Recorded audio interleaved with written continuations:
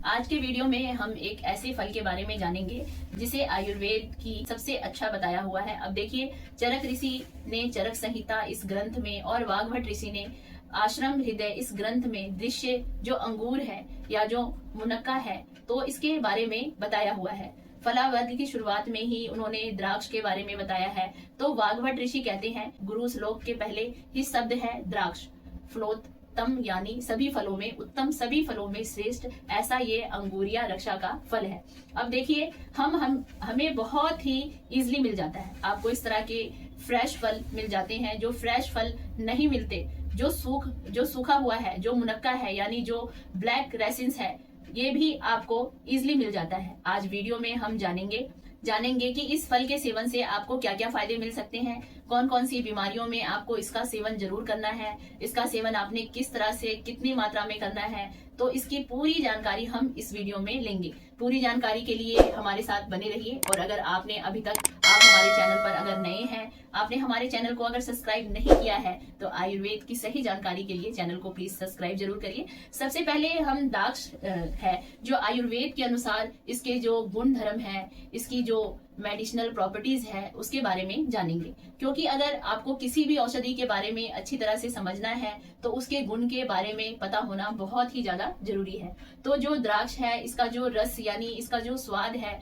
आयुर्वेद में बताया हुआ है, तो यह मीठा रस से हल्का सा कसेला स्वाद भी इसमें है। इसकी जो तासीर है वह ठंडी है। इसे आयुर्वेद में सहित वीर्य बताया हुआ है। यह शरीर में वात, पित्त विकार और रक्त विकारों को नष्ट करता है। यानी इसमें हर तरह से कोई भी बीमारी अगर आपको है तो इसे यह बहुत अच्छे से कंट्रोल करता है, बीमारियों से आपको ठीक करता है। तो चलिए देखते हैं कि कौन से 7 बीमारियों में द्राक्ष, अंगूर, मुनक्का का सेवन आपने कौन सी बीमारियों में जरूर करना है। चरक ऋषि कहते हैं मिद्रविका, ग्रहणी, वृष भृतिका इसका संस्कृत नाम है। तो ब्राह्मणी, वृष, ब्रह्मयानी, ब्रहणा करने वाली यानी आगे एंड टॉनिक आप इसका सेवन कर सकते हैं। अगर आपको बहुत ज्यादा थकान महसूस होती है, वीकनेस है, तो इसके सेवन से जो थकान भी है वह दूर होती है। इसमें बहुत सारे एंटीऑक्सीडेंट हैं, तो आपको इसका सेवन आप इसे जरूर करें। आयुर्वेद में इसे सभी धातुओं को बढ़ाने वाला कहा गया है। स्पेशली जो रक्त धातु, मांस धातु और शुक्र धातु है, इसका असर है। तो अगर आपने शरीर में खून की कमी है, हीमोग्लोबिन कम है, एनीमिया है, तो इसके सेवन से हीमोग्लोबिन को बढ़ाने के लिए भी मदद मिलती है। इसके साथ ही यह मांस धातु को भी बढ़ाता है। तो जिनके शरीर में मांस धातु से संबंधित कोई भी समस्या है या मसाला वेस्टिंग है, जो लोग जिम या एक्सरसाइज को बढ़ाना है, तो उन्होंने भी इसका सेवन जरूर करना है। इसके साथ ही शुक्र धातु को भी बढ़ाता है। तो जिनके शरीर में शुक्र धातु से संबंधित कोई भी समस्या है, कमजोरी, उसका सेवन जरूर करें। इसे वीर्यवर्धन कहा हुआ है। साथ ही में महिलाओं में भी इसे गर्भावस्था पर कहा हुआ है। यानी जिन महिलाओं को प्रेगनेंसी ठहरने के लिए थोड़ा प्रॉब्लम हो रहा है, जिन महिलाओं को बहुत ज्यादा फ्लो रहता है या उसके कारण उनका हीमोग्लोबिन बहुत ही कम हुआ है, तो इन सभी समस्याओं को यह कम करता है।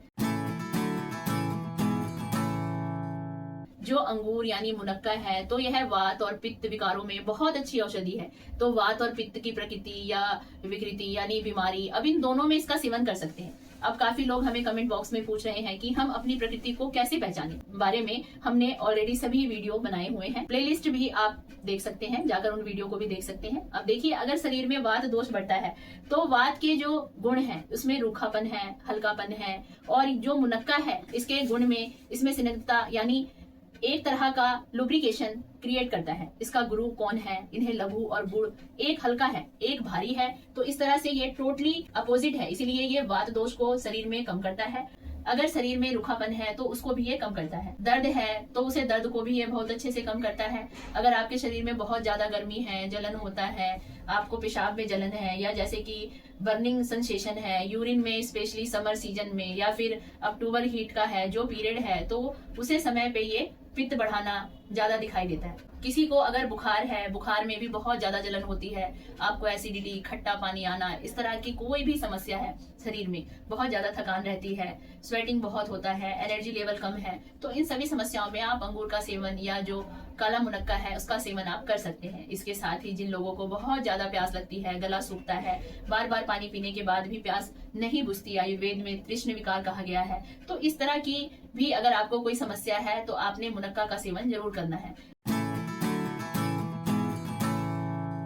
इसका अगला फायदा है कि माला और मूत्र को यानी यूरिन और स्टॉल को शरीर से अच्छी तरह से बाहर निकालना है, फिर यह मदद करता है। तो अगर आपकी ब्लैटिंग है, पेट ठीक से साफ नहीं होता है, हार्ट स्टॉल रहती है, मलद्वार है पर आपको जलन होती है, तो आपने अंगूर का सेवन जरूर करना है। इस तरह का जो ब्लैक प्रेजेंस है इसका सेवन आपने करना है। यहाँ तक कि आपको यूरिन से संबंधित भी कोई समस्या है, जैसे आपको बार बार यूरिन के लिए जाना पड़ता है, ब्लीडिंग होती है, थोड़ी थोड़ी मंत्र में यूरिन आई है, या यूरिन में जलन होती है, यूरिन ट्रैक्ट इन्फेक्शन है, या फिर जिनकी ऑल्ड आगे है और जिनको प्रोस्टेट है कि कोई तकलीफ है, बार बार जाना पड़ता है और उनको भी यूरिन क्लियर नहीं होता, तो यह सभी लोग द्राक्ष यानी मुनक्का का सेवन कर सकते हैं। इसके साथ ही में जब क्यू की गति विकृत हुई है, ऊपर की तरह से आपको बहुत ज्यादा डकारें आती हैं, अभी आप मुनक्का सेवन करें। अब तक हमने अंगूर के 3 बेनिफिट्स देखे, तो आगे के बेनिफिट्स देखने के लिए पहले देखते हैं कि इसका सेवन आपने कैसे करना है। तो इस तरह के जो फ्रेश फ्रूट्स है इसका सेवन आप कर सकते हैं। दोनों तरह के फल आप ले सकते हैं। ध्यान आपने सिर्फ इतना रखना है कि पकवान फल है यानी जो पके हुए फल है और जो मीठे फल है वही आपने लेना है। अगर जो फल पके नहीं है या तो खट्टे फल है तो भाव प्रकार के इस ग्रंथ में उसे बताया हुआ है कि यह ग्राही है यानी मल मूत्र को ये रोकने वाले हैं। तो इस तरह की सावधानी आपने जरूर लेनी है। दूसरा यह भी है कि जब भी आपको फ्रेश फल नहीं मिलते तो इस तरह के सूखे हुए फल भी आप ले सकते हैं। तो किशमिश आप ले सकते हैं, या आप ले सकते हैं, प्रेफर करें कि ये जो काला मुनक्का है यह आपने लेना है। अब इसे लेना कैसे है, रात को 8 से 10 मुनक्का के आपने पानी में अच्छी तरह से धो के फिर उसे पानी में भिगो कर रखना है और सुबह इसका सेवन करना है। तो यह जो भी भीगे हुए मुनक्का है वह भी आपने खाने हैं।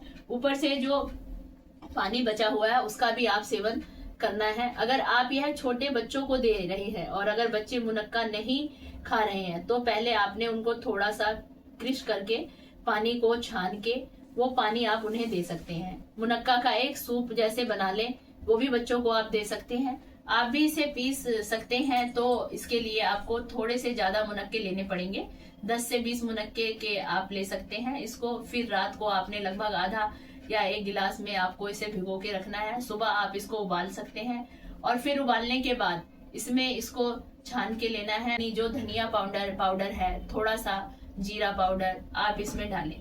स्वाद के अनुसार सेंधा नमक आपने इसमें डालना है और इसका सेवन करना है। ये बहुत टेस्टी लगता है, बच्चे भी इसे आराम से ले लेते हैं। दूसरी जो इसकी रेसिपी है खजूर आदि मंत्र, तो ये बहुत ही टेस्टी रेसिपी है।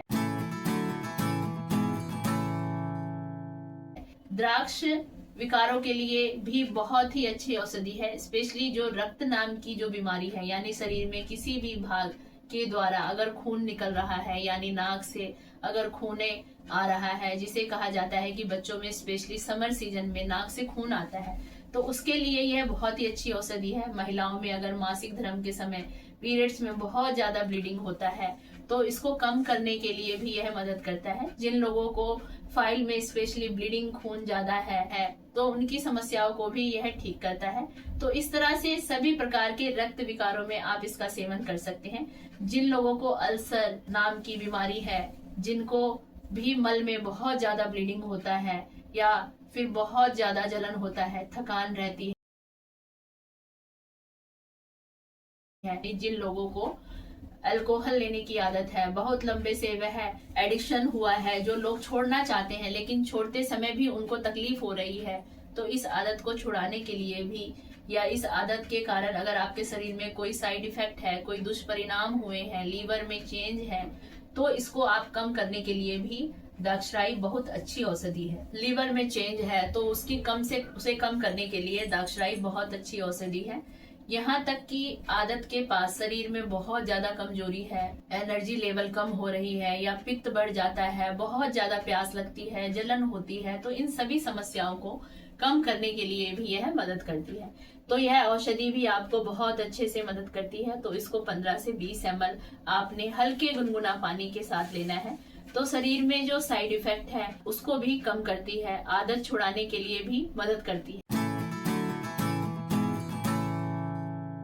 तो अगर आपको खांसी आई है, फिर चाहे बहुत सूखा खांसी है या बलगम आता है, बलगम में अगर किसी को खून आता है, लक्स बहुत हुआ है, लंग्स बहुत कमजोर हो गया है, आपको थकान होती है, तो आप वृक्ष इन मुनक्का का सेवन आप करते हैं। यहाँ तक कि जिन लोगों को सांस की तकलीफ होती है, बोन में अस्थमा है या ब्रोंकाइटिस से, वो लोग भी इसका सेवन जरूर करें। जिन लोगों को टीबी जैसे कोई समस्या है, उनके लिए भी ये बहुत ही अच्छी औषधि है।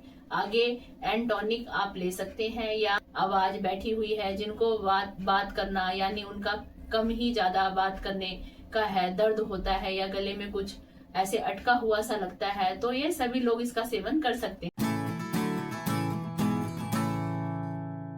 लोग इसका सेवन कर सकते हैं। यह आंखों के लिए बहुत ही अच्छी औषधि है। इसे चाक्षु कहा गया है। अगर आपको आंखों से संबंधित कोई भी समस्या है, जैसे कि आंखों में दर्द होता है, जलन है, आंखें लाल हो जाती हैं या आंखों से पानी आता है, स्पेशली धूप में जाने के बाद आपको ये तकलीफ होती है, या आपको चश्मा का नंबर है, तो इन सभी अवस्थाओं में आपका मुनक्का का सेवन आप कर सकते हैं। तो इस तरह से इसके सेवन से के हमें 7 सबसे अच्छे फायदे मिल सकते हैं। अब देखते हैं कि सावधानी क्या लेना है।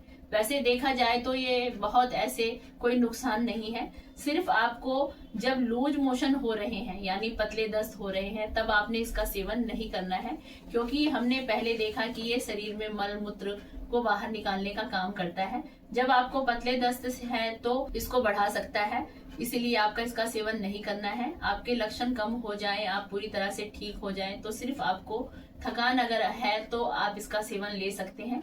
इस तरह से आज के वीडियो में हमने रक्षा यानी मुनक्का के बारे में पूरी जानकारी ली। उम्मीद है कि आपको जानकारी से आपको मदद मिलेगी। अगर आपको हमारी यह वीडियो अच्छी लगी तो हमारे चैनल को सब्सक्राइब और लाइक जरूर करें। धन्यवाद, नमस्कार।